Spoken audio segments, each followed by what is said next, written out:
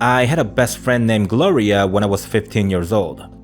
Gloria could at times be unique. She wasn't much different from the rest of us like 90% of the times, but sometimes she uttered some of the darkest things one can imagine. She didn't have many friends for that reason, but it wasn't so bad that she was a loner of a sort. It's just that with Gloria, people either liked her or they were scared of her. There really wasn't a middle ground opinion on her. With that being said, this one day she told me that she knew exactly when she would die. I sort of chuckled at her when she said that, but based on the reaction I got from her, I quickly realized that she wasn't kidding. I'm not saying that I was convinced she was telling the truth, but rather I knew that she believed she was telling the truth. Gloria was sure she was going to die in some sort of an accident at the age of 31. It wasn't disease or violence that would do her in. She was certain that it was going to be an accident which would end her life. At the time I thought, oh well, there she goes again. I then went about my day as normally as I would. Years went by and I was no longer in high school. I was working as a designer at an interior design firm and also engaged to Dave, my boyfriend from college. One day, I got a call from an old friend from high school whom I still kept in touch with. It was Cynthia and she had a bad news for me. Gloria had passed away. Cynthia told me that Gloria was involved in a motor vehicle accident. She was riding on a bus driven by an operator who didn't get much sleep the previous night. The driver dozed off for a moment, lost control of the bus, to which it resulted in the bus rolling over several times, and Gloria was one of the unfortunate passengers who were thrown off the bus. Fortunately, if there is such a thing in a tragic accident, she died instantly. Gloria was 31 years old at the time. You know, it could all be a coincidence, and that's the most logical way to view things. But still, she knew the cause of her death would be an accident and that it would go down when she was 31 years old. I don't know about you, but it seems to me that so many things had to line up perfectly for things to go down the way Gloria had predicted. Which makes me wonder, could she had seen the end of my life as well? And if so, when and how? I grew up in a small town in the south comprising of some 40 families, which translated to maybe 150 people. I'm 45 years old today and the town has long been cleared of its residents, but I still have many fond memories of the place. Anyhow, this story is about an incident that took place when I was 13 years old. So surrounding our town is a peculiar group of landscapes that contrast one another.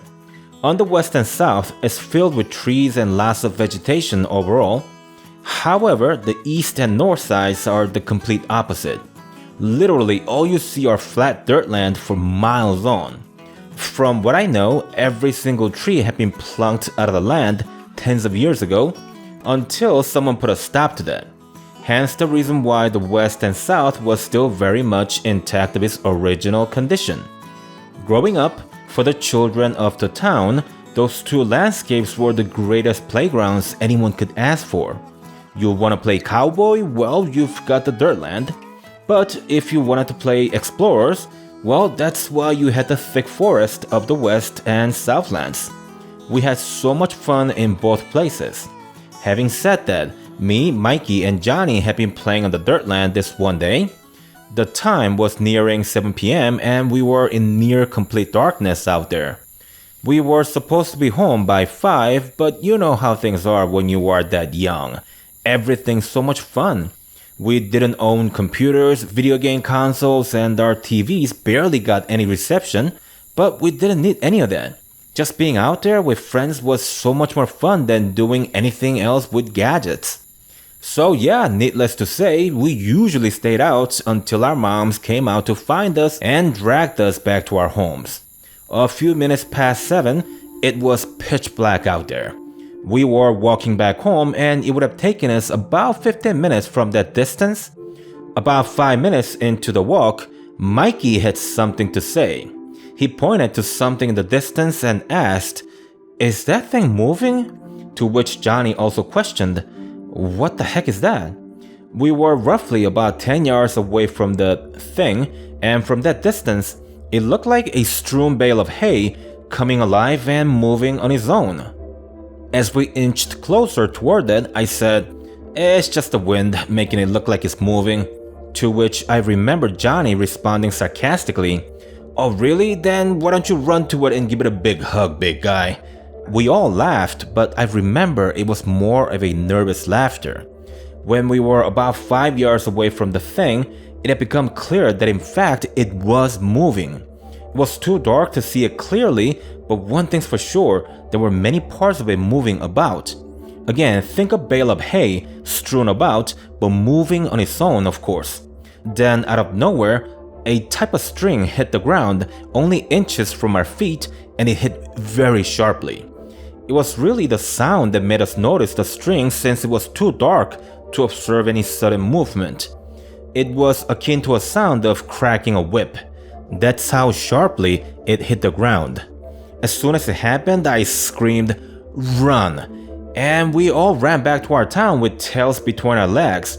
We went home right after we got back to the town, but not before making promises to go back in the morning to check the thing under the sun.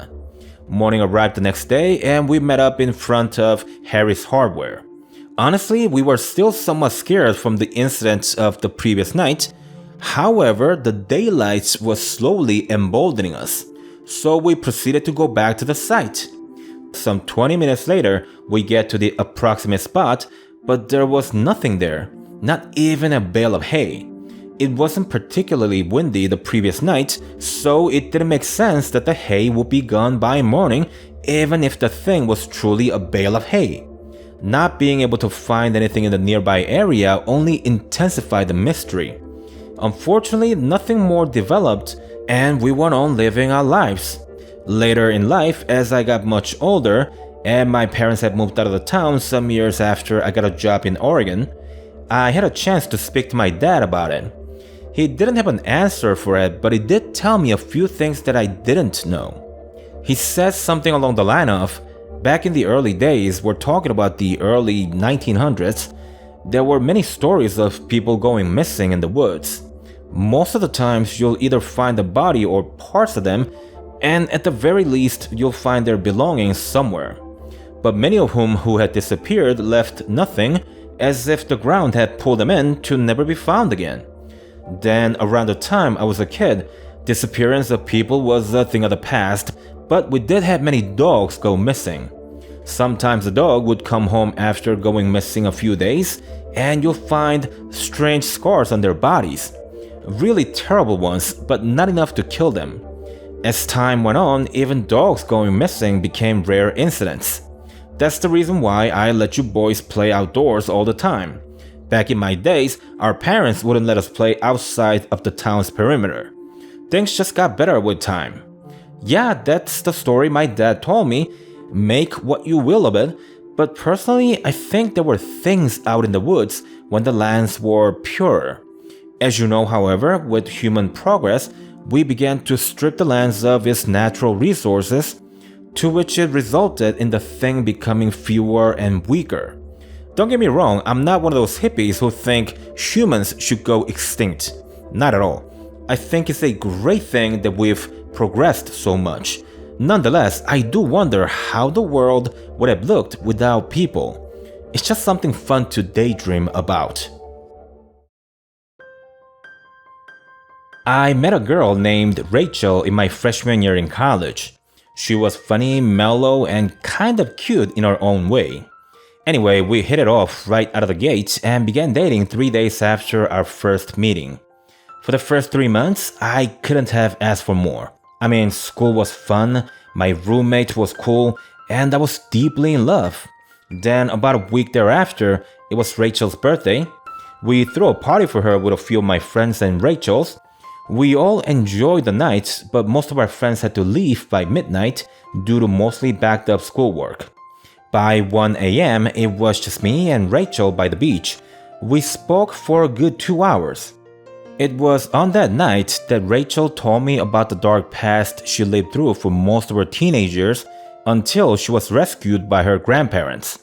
Long story short, her parents were members of a cult and she had spent 8 years of her life at a ranch located in the middle of nowhere. What she went through there, she didn't tell me in full detail. She wanted to be honest with me, but I also felt that she needed to keep some things to herself. It was hard enough for her to open up about her past. I wasn't about to push her to tell me all that I wanted to know. It was enough that she opened up to me. We became much closer after the conversation. I felt so bad for Rachel for all that she went through, but be that as it may, I didn't treat her any differently. I felt that pity was the last thing she needed from me. Rachel appreciated that. 2 years had passed and Rachel and I were still together. We had our ups and downs and periods of difficulties, but nonetheless, we were still very much happy together. By this point, we had moved out of our dorms and had moved in together in an apartment only 5 minutes away from our school. Then one day, Rachel came home and went straight to the bedroom without even saying hi. I went to her and saw her packing her clothes into a suitcase. I asked her, "Babe, what are you doing? What's going on?" Rachel stopped packing and said, "They're here to take me back."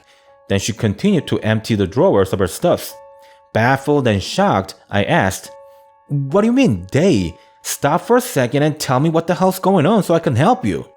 Rachel walked toward me and said, "The cult, they're back. They found me somehow and they're here to take me back. I gotta disappear for a while, but I'll keep in touch as much as I can. So you just stay home, go to school, and pretend that nothing's changed in your life." Rachel walked out on me on that day, and that was the last time I had seen her. Sometime thereafter, I went to the police and even spoke to the people in our school, but they couldn't help me in any way. According to her records, her parents had died over a decade ago, and their grandparents had passed away in recent years. I'm much older today. I'm married, have 2 kids, and live a very mundane life. I no longer miss Rachel like I used to, so I guess you can say that I've moved on. Regardless of my feelings, however, it still bothers me that she disappeared like that.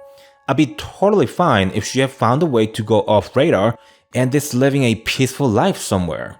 But let's be honest, there's a good possibility that she might have been taken by the cult that her parents were a part of, and that sickens me.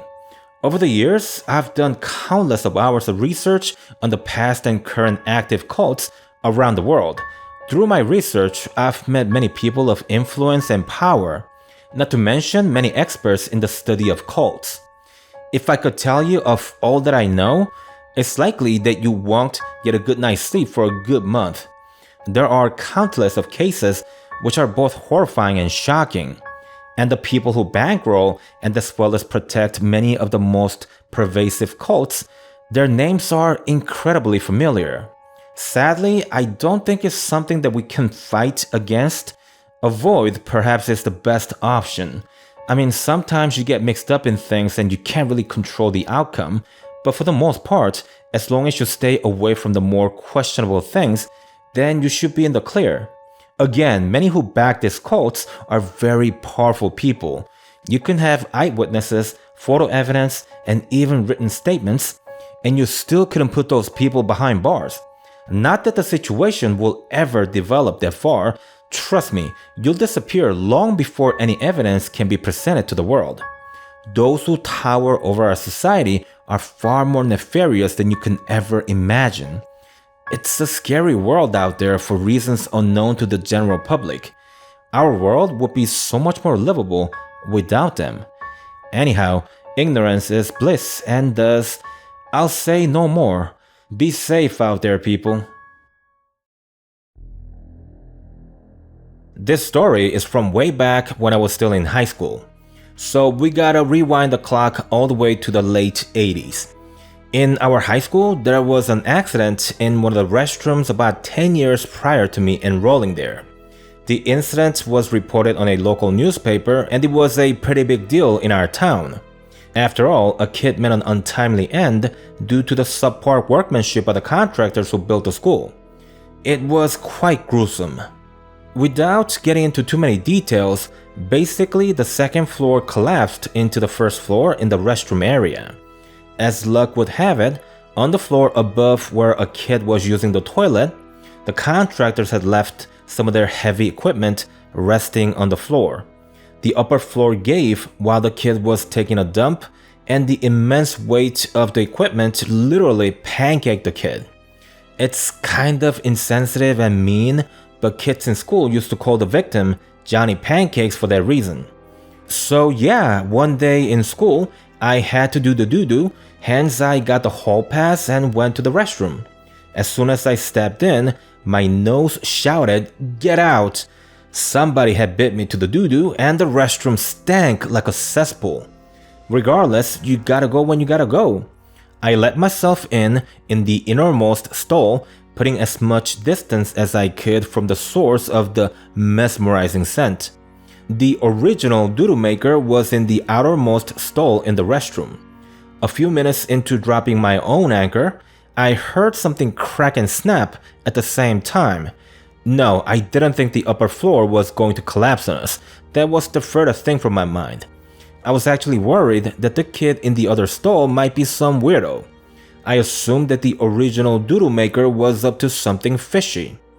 Then wham, out of nowhere, my ears were ringing from the extremely loud noises, my eyes were covered with dust, and my body was hit with a momentary gust of wind. The upper floor had collapsed. 10 years from the original incident, the unthinkable happened yet again. That day and that moment should have been the end of me. But you know what? Something was watching over me on that day. About 2/3 of the ceiling in the restroom had collapsed, and I just happened to have sat in the stall where the ceiling was intact, and all of that happened thanks to the original doo-doo maker. But talking about the doo-doo maker, here's how things get interesting. I was actually the only person in the restroom. There was no one else in there.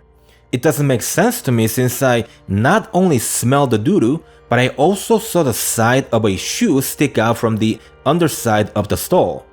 In my eyes, there was someone in the stall, but the aftermath of the accident showed that it was only me in there. That being said, the circumstances make me wonder, was it Johnny Pancakes who saved me on that day? By the way, I don't mean to mention the victim in a demeaning manner. It's just that that's the only name that he goes by in school.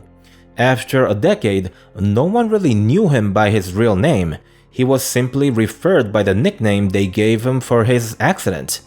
I don't know about you, but I think my accident could have been one of those rare instances where people had positive interactions with their connected spirits. I really think he saved me on that day. He did everything he could to guide me into a spot where I would be safe, and I'm alive today thanks to him. I truly believe that. I'm from a very small town located in one of the most remote regions in Russia. We don't produce anything in our town, nor do we have strategic resources that can be exploited. We're here because, for one, we've always been here. We call this land a home for many generations. But mainly we're here because Mother Russia wants us on this land. We are like the living landmarks that represent the extreme regions of our country. We've long ago lost our ways and can no longer support our existence on our own. Today, most of the things we use and consume are flown in from the big cities. With all that said, there are still some of us who desperately hold on to our tradition. We are only a few and a dying breed, but we do our best to hunt our food, make clothes out of the fur and leather from the hunt, and we still build our homes in the traditional ways. My point has always been a practical one. What will you do when the shipments stop coming in? What happens when you are no longer needed? At any rate, I went on a short hunting trip the other day. I went alone because my 3 usual hunting partners had to stay in town to repair our homes. We needed the repair done, but we also needed to stock up on some extra meat. So I told the guys to stay and make the repairs while I go out and see if I can bring back home some good venison. The plan was to give myself 2 nights and 3 days to get the job done. The first day was disappointing. I nabbed a few birds and that was it. When night came, I set up camp and cooked one of the 5 birds I caught that day.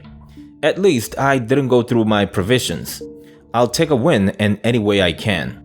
After the meal, I took a piss and was about to go to sleep when I heard a blood-curdling scream of a woman.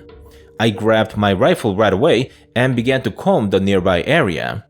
I couldn't see anyone, so I shouted, "Lady, if you need my help, I'll need you to scream again. It's the only way that I'll be able to find you." It was dead quiet for about a minute, then the lady spoke this time. "They took my baby. Please come and help me find her." I couldn't really tell where her voice was coming from.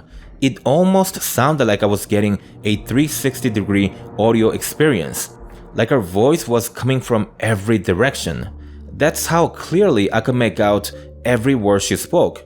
Some seconds later, I responded, "You have to come to where I am if you want my help. I'm sure you can see the bonfire by my camp. Come and let me help you." The lady responded right away as she said, "Just follow my voice and I'll guide you to where I am." It was all wrong the way she said those words. Only moments ago she was desperate to find her child, but now she was talking to me in a sensuous manner. From that point on, I knew not to respond to her and most of all, hold on tight to my trusty rifle. I sat by the fire and decided I wasn't going to get any sleep that night. I got up often and checked my surroundings for intruders. All the while, the woman continued to beg and sometimes demand that I walk into the dark and find her. Her tone would change from desperate to friendly, from friendly to flirtatious. She was either a person who had men hiding with her to steal from me, or she was something else, something not human and with bad intentions. The latter was more likely as people can't survive out here for long periods of time. I would also point out that we know the land through and through. My people are the only permanent settlers in the 500-mile radius. The woman was likely not a person. The sun rose early morning and I was able to breathe a sigh of relief. Regardless of what was waiting for me in the dark, now the daylight would reveal it, or it would have ran away since it could no longer hide in the dark. With my rifle handy, I began to inspect the surrounding area. What I found were the footprints of a 4-legged animal. I could tell that the hind legs carried most of the weight and the forelegs did the most of the directional changes. I can't tell you what animal made those footprints, and that's because I had never seen footprints like them in our region. We have many stories of ghosts and creatures in our part of the land. They have different names for different tribes, but the stories of them are generally very similar. What I came across on that night was likely one of those vile creatures. It's a good thing that I kept a cool head and didn't fall for the trickster. You know, had I followed the creature, I could have been a meal for it, instead of me hunting a meal for myself. I'm gonna come out here again one day and hunt down the creature once and for all. It'll forever regret for messing with the wrong man. One day, my friends and I decided we needed some excitement in our lives. So instead of learning to skydive or skateboard like any normal person would, we thought visiting a haunted mansion would be a great idea. Hence, we ended up in a mansion where supposedly evil spirits still roam the halls, just waiting for their next victim. In truth, it was basically a mansion converted into a motel, then promoted as a haunted house. I mean, it's got some history. It's an old mansion and people have died in there, but that's about the extent of its notoriety. Anyway, we were guided to separate rooms on the second floor once we checked in. The clerk stressed to us that we should avoid using phones or any other electronic gadgets if we wanted the full experience. He also told us to stay in our rooms until midnight before we began to inspect and experience the entire mansion. Then midnight arrived. I got off the bed and proceeded to head into the hallway. No one else was in the hallway, thus it looked as though I was the first one to come out. The first thing I did was to go knock on the door of the room my girlfriend was staying in. A few seconds thereafter, I didn't hear any response. So then I opened the door and was going to wake her up, but the problem was that there was no one to wake up. My girl wasn't in there. I checked the bathroom and the closet, but nope, she was not in the room. I went back into the hallway and proceeded to open all the other doors.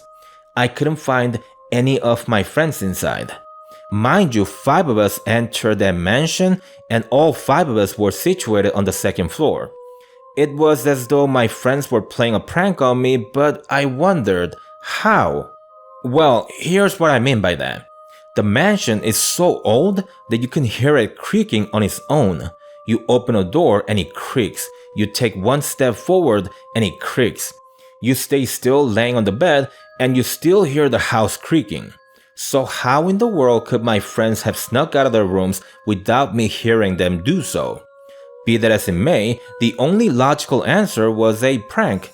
So I continued searching the mansion, and here's what was so weird about it. You couldn't exit the building. It wouldn't let you. The main door at the front was locked tight. The rear and the side doors were actually boarded up. I even tried forcing a window open, but it didn't budge.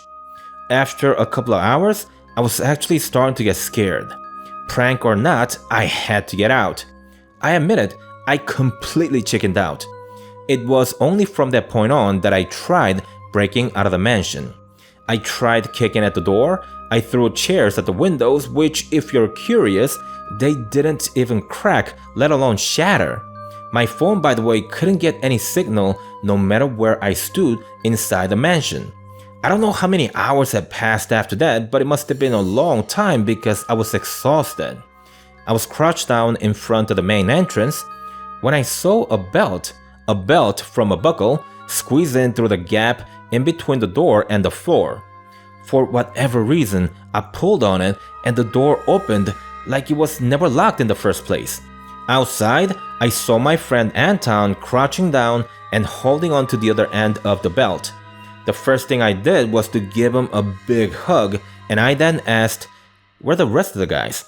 He didn't have to say anything because one by one, our friends and as well as my girlfriend began to walk out of the mansion. One came from the 2nd floor, one from the kitchen, and my girlfriend emerged from the basement.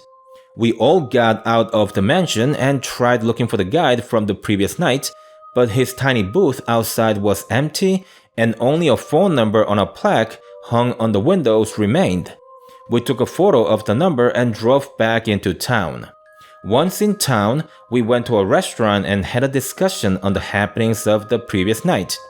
As it so happens, we all had experienced something similar.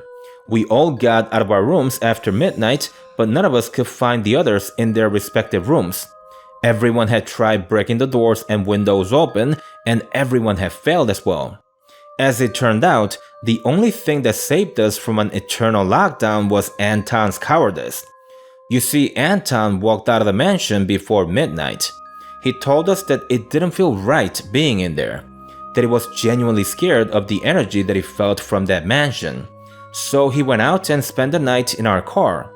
Come morning, he didn't know where the guide went to since he had fallen asleep. So he came up to the house and tried knocking on the door to get our attention. It was of no use, of course. It was at around 10 a.m. when Anton prodded the front door with his belt. This is what I think happened. I think that Anton's belt somehow connected the realm that I was in with the realm of our reality, and that seems to have opened the door for us. I know the story sounds pretty insane, but it happened to all 4 of us. Anton, of course, doesn't count since he wasn't in the mansion. Whatever the case may be, I am done messing with the paranormal. I'm gonna take up on a normal hobby. Skydiving sounds way better about now. What I'm about to tell you happened in 2017. I was born and raised in Chicago. I've pretty much lived there my whole life, aside from the 6 months spent in Utah when I was 16 years old. Anyway, I lost my job a few months back, went into some financial hardship, and so I decided I needed a fresh new start somewhere new.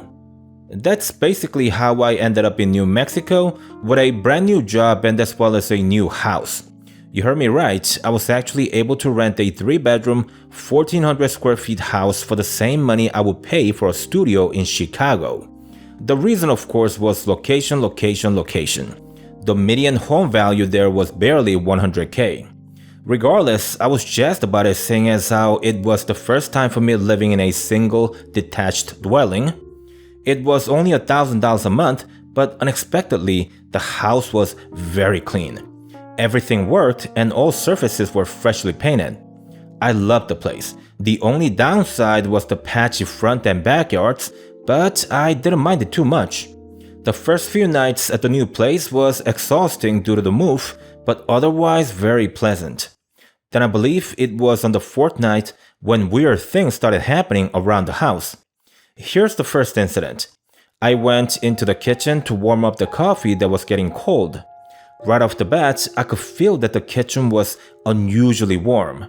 The AC was running and my room was cool before stepping out. There was no reason for the kitchen to feel warm. While I was walking toward the AC vent in the ceiling, I saw the reason behind the increase in heat. I don't know how, but the stove had been turned on. All 4 burners of it too. My house had an electronic stove installed. It wasn't one of those fancy induction ones, but the ones with black surface that gets red when turned on. I turned them off, then thought, just how the heck did that happen? I mean, think about it. First off, I didn't cook that day. But even if I had, why would I turn on all 4 burners unless I was cooking for a feast to feed the entire neighborhood? So definitely weird, and it left me perplexed, but I was so eager to get back to playing Zelda that I went whatever. The next day, I was about to step out of the house to go to work when I heard a thud coming from the basement. I was going to work like half an hour early, so I had plenty of time. I went down to the basement and saw that all of the boxes were open and one of them had fallen off the table that it was sitting on. That was extremely spooky. I stepped out of the house right away and sat in the car thinking, what in the world did I just see in there? I'm not one to believe in the afterlife or anything of the paranormal. But even for someone like me, the happenings of 2 extremely spooky and impossible things occurring 2 days in a row was enough to leave me extremely anxious. Be that as it may, I went to work and came back home at around 6. The last thing I wanted was to fall asleep in that house, but it's not like I had much of a choice. I went to bed and thankfully nothing happened overnight, or so I thought. The thing is, I had a nightmare the previous night. I remember in my dream that I was sleeping in my room. So it's like me sleeping while watching myself sleeping in my dream. So in the dream, a young girl walked into my room, and when she came closer, I saw that she had no facial features. I'm talking no nose, eyes, or anything. Her face was just skin. And this faceless child pulled up my shirt and scratched at the left side of my chest where the heart is, as though she wanted to claw into my heart. It hurt like hell in the dream. You probably know what's coming next. When I woke up, yeah, my chest was red like an apple and it was scratched to hell. I was so startled by it that I actually fell off the bed. I'm telling you, I had never been that scared in my life. You would never know how petrifying it was unless you experienced something as such in real life. I wanted to move out, take a day off, and get myself out of the situation. But realistically speaking, with the tiny savings in my bank account and a brand new job that I now had to ask for a day off, there really was no choice to be made there. I just bit the bullet and went to work. When I came back home that night after work, I really didn't want to go back inside the house.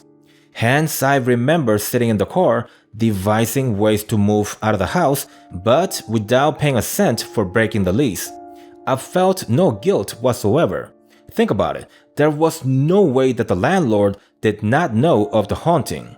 I ended up sleeping in the car that night, only entering the house to take a shower. I took a day off the next day and went shopping for surveillance equipment.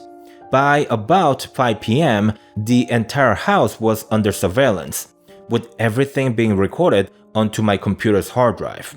A week later, that's right, only 1 week later, I had enough footage on my hard drive to produce a full season of Ghost Hunters, not to mention my footage were real. I hired an attorney when all was ready, then my attorney contacted the landlord's attorney, and eventually all parties decided to settle the issue outside of the court.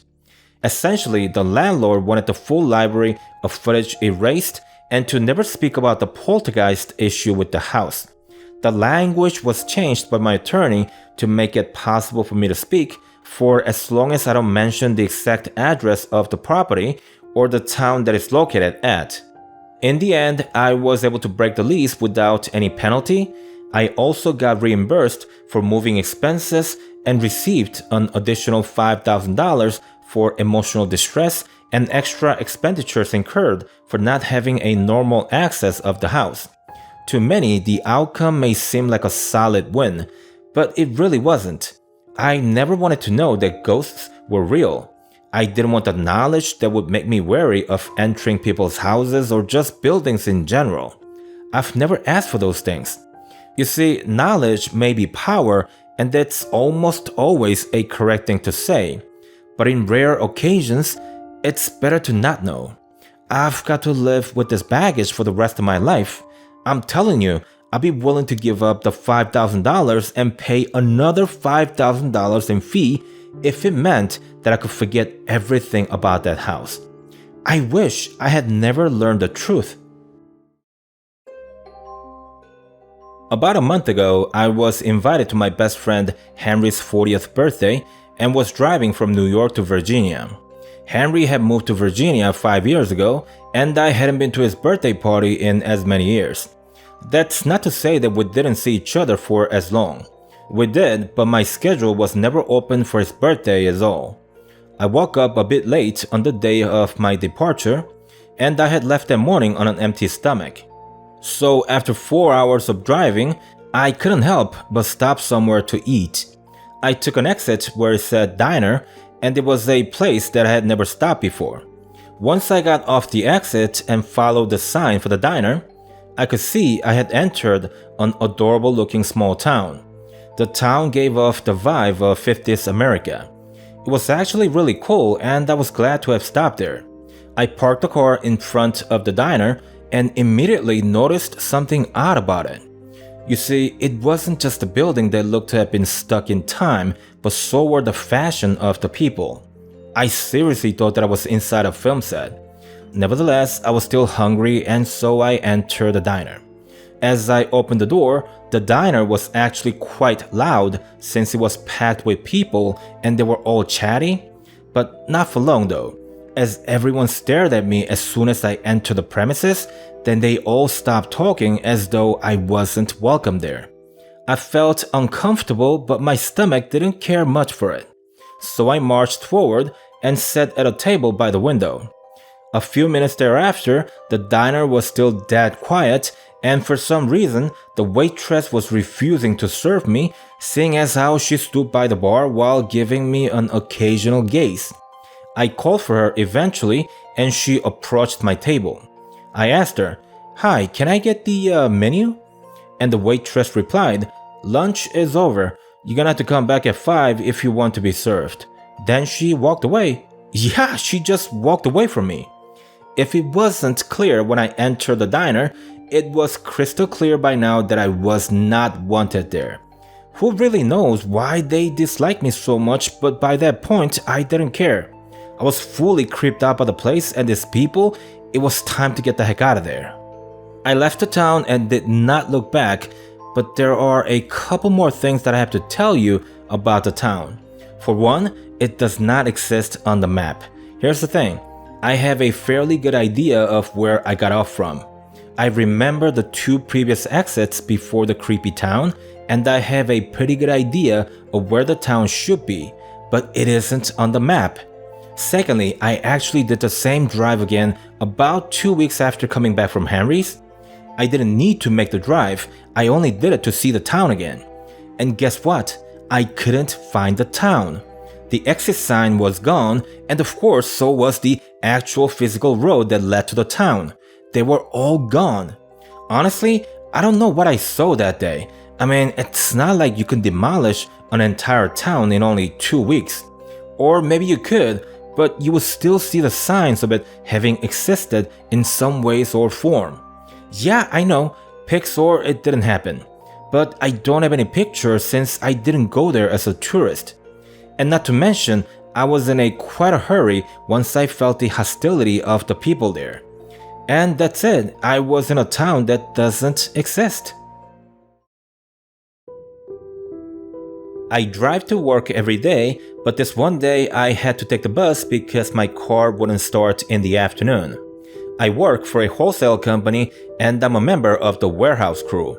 We do business around the clock, always getting shipments ready, and I have the midday shift which starts at 3 p.m. and ends at 11 p.m. Afternoon bus ride was fine. It was actually kind of nice that I didn't have to drive in traffic. Then I got off from work at 11 and walked to the bus stop to take the 11:15 bus. The bus arrived 5 minutes late. I don't know if that happens often, but I didn't really care at the time. Once I got on, I saw 5 of the passengers on the bus. Their faces showed the signs of grind of everyday people. Just like me, their facial expressions were hollow and dispassionate. We were all tired from the work, the repetition, and from the knowledge that we had to repeat the whole process again tomorrow and likely until we die. I took the seat all the way at the back, and the first thing that came to mind was, man, I should have gone to nursing school like mom said I should. I make $40,000 a year working in the warehouse. It's not minimum wage, but it's a far cry from the 80 grand my cousin was making as a nurse. 20 years down the road, just imagine the difference in life quality between me and my cousin. That's depressing. Anywho, the bus made a stop on the way and a lady got off. Strangely enough, however, I didn't recognize the stop. It may be that on the way back, the bus takes a slightly different route, but that wasn't enough to explain why I wasn't able to recognize the surrounding neighborhood of the stop. The reason being, I was born and raised in the city. Growing up, I rode the bike to everywhere with my friends, and I know the entire city like the back of my hand. In this city, I pretty much recognize everywhere. In any event, the bus ride continued, and some 5 minutes later, things got even weirder. I saw the lights of the city slowly disappearing, and somehow the bus was now on a long stretch of 2-lane road. There was absolutely nothing around us.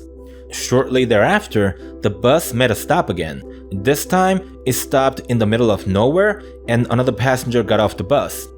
I looked outside to where he was going, seeing as how there was nothing in the surrounding area. As it turned out, there was someone waiting for the passenger, and that someone looked nothing like a family member or a friend. The two didn't greet each other like you would expect. Instead, they said nothing and walked together toward the empty field. Then the bus began to move again. The same routine continued until all passengers were offloaded. Then finally, the bus made a stop for me. And I say for me because again, I was the last passenger on the bus. I had no clue what I had gotten myself into, but I was certain that I wasn't getting off on that stop. The truth is, I didn't know what to do, so I just stayed glued to my seat and didn't say a word. Earlier on the bus ride, I thought about speaking to the driver, but the mood on the bus was so chilling. Logic told me that everyone on the bus was alive, but the feelings I had said otherwise. Everyone and everything seemed dead to me. A voice inside of me kept repeating that I shouldn't interact with any other people on the bus, and I listened to it. The bus must have stayed at the stop for no less than 10 minutes. During the wait, the bus driver kept looking at me in the mirror as though he was waiting for me to get off. I ignored his gaze and continued to wait on the bus. Then eventually, the bus continued moving again. I think I was on the bus for another hour before lights of the city began appearing again. Shortly thereafter, like magic, I was back in my city somehow. We came to a stop exactly where I'm supposed to get off. It was as though the driver knew exactly where I was going, and so he took me there. I rushed off the bus as soon as the door opened and ran to my apartment like I was being chased by a ghost. I arrived home, fell asleep eventually, and morning came again. It was a Thursday the next day, so I took an Uber to go to work on that day and on Friday as well. After what happened on that fateful night, I wasn't about to ride the bus again. I can't really explain what that bus was all about. I took buses before in my life, like hundreds of times during high school, and nothing ever happened. Nevertheless, I don't think I'm ever taking the bus again. It may be an irrational fear, but for this fear at least, I'll take irrationality over facing my fears.